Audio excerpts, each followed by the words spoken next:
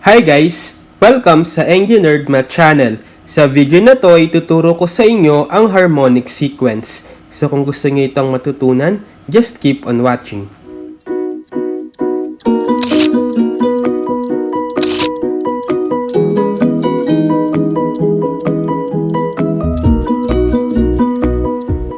Okay, so this time ay ituturo ko naman sa inyo yung another type uli ng sequence which is the harmonic sequence. So, meron na akong previous videos about different sequence like arithmetic sequence and geometric sequence as well as yung corresponding series nila na arithmetic at geometric series. So, kung hindi nyo pa napapanood, isilink ko na lang para ma-check nyo. Especially, dapat napanood nyo na yung arithmetic sequence kasi itong harmonic sequence is related dito sa arithmetic sequence. So, ano nga ba yung harmonic sequence? So, basahin natin yung definition. So, harmonic sequence, so sabi if a sub 1, a sub 2, a sub 3, are terms in an arithmetic sequence, then the sequence of the reciprocal of these terms, 1 over a sub 1, 1 over a sub 2, 1 over a sub 3, until 1 over a sub n, is called the harmonic sequence. Okay, so kaya sinabi ko na related yung harmonic sequence sa arithmetic sequence kasi yung bawat terms daw ng arithmetic sequence na to, a sub 1, a sub 3, a sub 2, and so on until a sub n, kapag nireciprocal mo daw yon tulad nito, yun na yung tinatawag nating harmonic sequence. Okay? So, mahalaga na ma-identify nyo muna na yung reciprocal nitong mga harmonic sequence is arithmetic sequence para masabi nyo na harmonic sequence yung given sequence. Okay? So, to illustrate harmonic sequence, meron akong examples. 1, 1 half, 1 third, 1 fourth. So, by definition, try muna natin i-reciprocal itong mga harmonic sequence kung ma-determine ba natin na arithmetic sequence ng reciprocals nila. So, reciprocal ng 1 is simply 1 lang, right? 1 half, 2, 1 third, 3, 1 fourth, 4. So, mapapansin nyo, arithmetic sequence ng reciprocals nila, right? With a common ratio of laging 1. So, therefore, yung reciprocal nito, which is this harmonic sequence, is proven nga na harmonic sequence. Next, 1 over 15, 1 over 11, 1 over 7, 1 over 3. So, pag ni-reciprocal natin ito, we have 15, 11, 7, and 3. So, kunin natin yung common difference. So, ano? Negative 4, right? Kasi pababa ng pababa. So, therefore, may common ratio yung reciprocal nitong harmonic sequence. So, therefore, proven na harmonic sequence siya. Okay? Next, 2, 1, 2 thirds, 1 half, and so on. So, reciprocal natin, 1 half, 1, 3 halves, 2. So, may common difference ba sila? So, 1 minus 1 half is 1 half, 3 halves minus 1 is 1 half, 2 minus 3 halves is 1 half. So, therefore, yung reciprocal nito is merong common difference so arithmetic sequence. So, therefore, this is an example also of harmonic sequence. Okay? So, para ma-illustrate natin yung pag-analyze ng any harmonic sequence is magsolve tayo ng examples. For the first one, we have find the seventh term of the harmonic sequence 1 half, 1 7, 1 over 12, so on. Okay, so meron daw tayong given harmonic sequence na to, so hanapin daw natin yung 7th term. So, lagi kapag meron tayong harmonic sequence, i-reciprocal muna natin lahat ng term. So, reciprocal natin. So, yung 1 half is 2, yung 1 over 7 is 7, 1 over 12 is 12, right? So, dito tayo ngayon mag-a-analyze ng 7th term. So, dapat ma-prove natin na arithmetic sequence ng reciprocal nito, right? Para masabing harmonic. So, ano yung common difference nila? 7 minus 2 is 5. 12 minus 7 is 5. So, merong common difference or D na 5. Okay? Tapos, yung first term is 2. So, using the formula for the nth term of arithmetic sequence, kung matatandaan nyo, ano yun? A sub n is equal to A sub 1 plus n minus 1 times D. Right? So, pag pinlog in natin yung value, A sub 1 is 2 plus n minus 1 times D na 5. Okay, so, dahil gusto nating mahanap yung 7th term, hanapin natin yung 7th term nitong arithmetic sequence. So, a sub 7 is equal to 2 plus, so palitan natin yung n ng 7, so 7 minus 1 times 5. So, we have 2 plus 7 minus 1 is 6 times 5. or 2 plus 30, right? Or 32. So, therefore, yung 7th term nitong arithmetic sequence natin is 32. So, para mabalik natin siya into harmonic, i-reciprocal lang natin to, which is 1 over 32. So, therefore, the 7th term of the harmonic sequence is 1 over 32. Okay? Next, we have, find the 15th term of the harmonic sequence 2 and 6 over 11, 1 13 over 15, 1 and 9 over 19, dot. Okay, so this time, given tayo ng mixed number for the terms ng harmonic sequence. So, gawin muna natin silang improper, then tsaka natin i-reciprocal para mahanap natin kung anong common difference nung corresponding arithmetic sequence nila. So, itong 2 and 6 over 11 is what? 11 times 2, 22 plus 6, 28. So, 28 over 11. And then, itong 113 over 15, 15 times 1 is 15 plus 13 is 28 over 15. Then, 19 times 1 is 19 plus 9 is 28 over 19. So, pag ni-reciprocal natin, bali we have 11 over 28, 15 over 28, 19 over 28. So, anong common difference ngayon nito? Bali, arithmetic sequence na dapat ito, right? So, kayong papalito kapag fractions ha, dapat pag ni-reciprocal nyo, kahit fraction pa rin yun, pwede pa rin siyang maging arithmetic sequence, okay? So, kunin natin yung difference. 15 over 28 minus 11 over 28. 4 over 28. 19 over 28 minus 15 over 28. 4 over 28. So, meron silang common difference na 4 over 28. So, para mahanap natin ngayon yung pinapahanap is 15, right? So, gamitin uli natin yung formula na a sub n is equal to a sub 1 plus n minus 1 times d. So, a sub 1, dito tayo titingin sa arithmetic sequence, 11 over 28 plus n minus 1 times d, yung common difference na 4 over 28. Ngayon, a sub 15 hanapin natin. So, papalitan natin yung n ng 15. 15 minus 1 times 4 over 28. So, 11 over 28 plus 15 minus 1 is 14. So, 14 times 4 is what? 56. 56 over 28. So, add natin. Similar fraction. So, add lang natin yung numerator. So, 11 plus 56 is 67. And then, copy the same denominator. So, ito yung 15th term nung arithmetic sequence. So, para mabalik natin siya into harmonic, i-reciprocal uli natin. So, 28 over 67. Okay? So, therefore, the 15th term ng ating harmonic sequence is 28 over 67. Okay?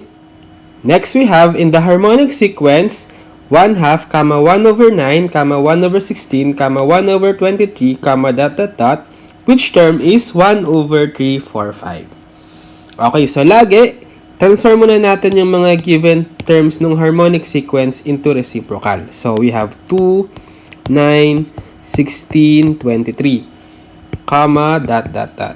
So, therefore, dapat itong reciprocals na to is arithmetic sequence na. So, hanapin natin ngayon yung general term niya.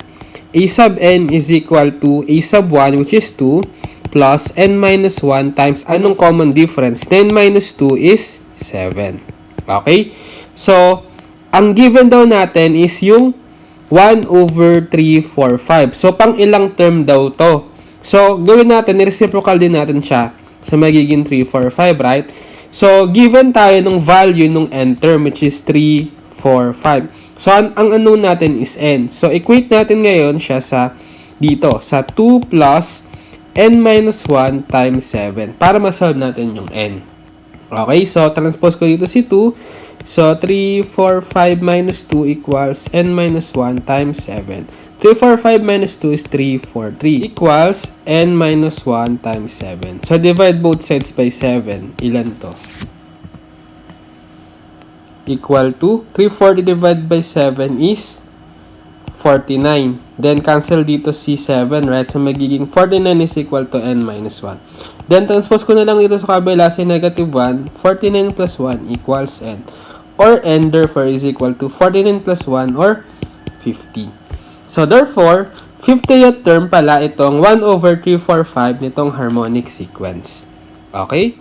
Next, we have the third term of a harmonic sequence is 1 over 13 and the 20th term is 1 over 64. Find the first term of the sequence. Okay, so yung given daw is yung third term or a sub 3 nung harmonic sequence na 1 over 13 at yung a sub 20 na 1 over 64. So, lagi, transform natin into reciprocal. So, ito ay magiging 13, right? And ito magiging 64. So, parang magiging arithmetic sequence na dapat sila. So, gawa tayo ng equation into unknown. So, using a sub 3 equals 13 and a sub 20 equals 64. So, diba, a sub n is equal to a sub 1 plus n minus 1 times d. So, parang unknown uli itong si a sub 1 tsaka d. So, gawa tayong two systems of equations into unknown. So, substitute natin dito si 13 sa a sub n equal a sub 1 unknown plus n bale is 3 kasi a sub 3. So, 3 minus 1 times d is also unknown. So, we have 13 is equal to a sub 1 plus 3 minus 1 is 2d. Equation 1. Then, dito rin sa a sub 20. So, 64 is equal to a sub 1 plus n bale is 20. So, 20 minus 1 times d. Or 64 is equal to a sub 1 plus 20 minus 1 is 19 times d. Equation 2.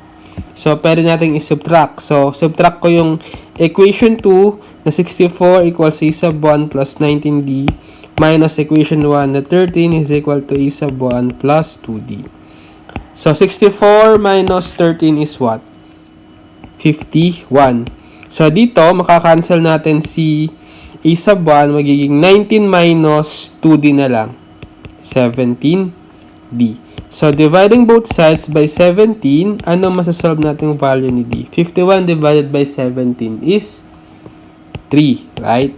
So, therefore, alam na natin yung d. Pwede natin hanapin yung a sub 1 by using any of these two equations. So, dito na lang. 13 is equal to a sub 1 plus 2 times yung d na nakuha natin na 3. 13 is equal to a sub 1 plus 2 times 3 or 6. Transpose is 6. 13 minus 6 is equal to a sub 1. So, therefore, a sub 1 is 13 minus 6 or 7. So, alam na natin yung a sub 1 sa corresponding arithmetic sequence. So, para mahanap yung first term ng harmonic sequence, itong nakuha nating first term na itong 7 is irreciprocal lang natin. So, magiging 1 over 7. So, therefore, the first term of the harmonic sequence is 1 over 7. Okay? Next, we have find the harmonic mean of 24 and 12. Okay, so just like doon sa arithmetic mean tsaka geometric mean, meron din tayong formula for harmonic mean. So, yung formula for harmonic mean is, let's say, harmonic mean is equal to 2ab over a plus b. Where itong a tsaka b siya yung dalawang numbers dun sa pinapahanapan ng harmonic mean. So, this time, we have, let's say, a is 24 and b is 12. So, plug in lang natin dito sa formula. 2 times 24 times 12 divided by 24 plus 12. Okay?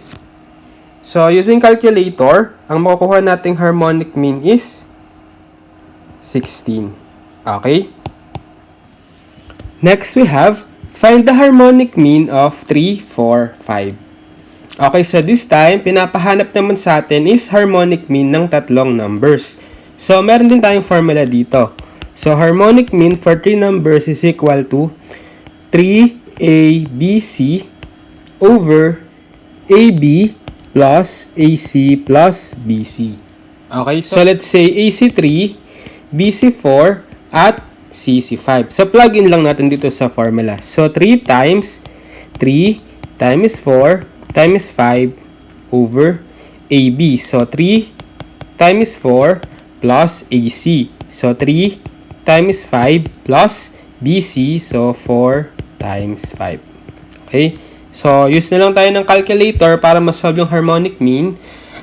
Using calculator, the harmonic mean is what? 180 over 47. Okay? Next, we have insert 4 harmonic means between 1/2 and 1 over 52. Okay, so let's say ito yung first term natin, yung 1/2, then mag-i-insert tayo ng 4 daw, right? And then, yung last term is 1/52. So, ang technique lang dito is, itatransfer muna uli natin itong first saka last term into arithmetic sequence. So, magiging 2 and 52, right? So, therefore, ilan lahat yung terms na to? 1, 2, 3, 4, 5, 6. So, 6. So, therefore, meron tayong a sub 6 na 52 at a sub 1 na 2.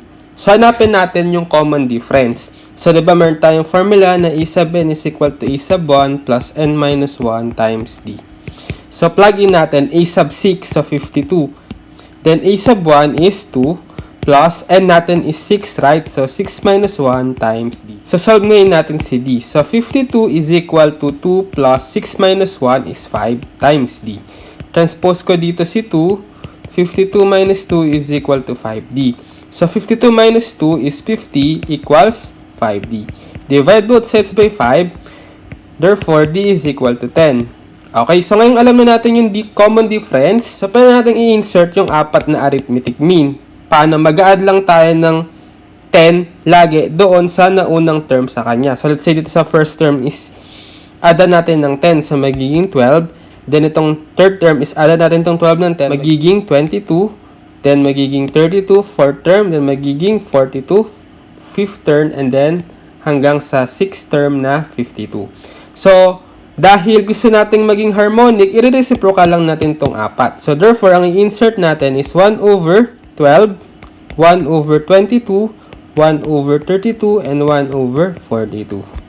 Okay, so therefore, the 4 harmonic means between 1/2 and 1/52 are 1/12, 1/22, 1/32, and 1/42. Okay? Okay, so I think that's it for this video, harmonic sequence. So, madali lang naman siya. Basta alam nyo yung end term or yung concept natin sa arithmetic sequence kasi i-reciprocal nyo lang lahat ng terms natin doon sa arithmetic sequence para makabuo tayo ng harmonic sequence. So, practicein nyo lang mag-solve yung mga ganitong types of problems about harmonic sequence para ma-master nyo ito. Okay? So, sana ay may natutunan kayo sa video na to at maraming salamat sa panonood.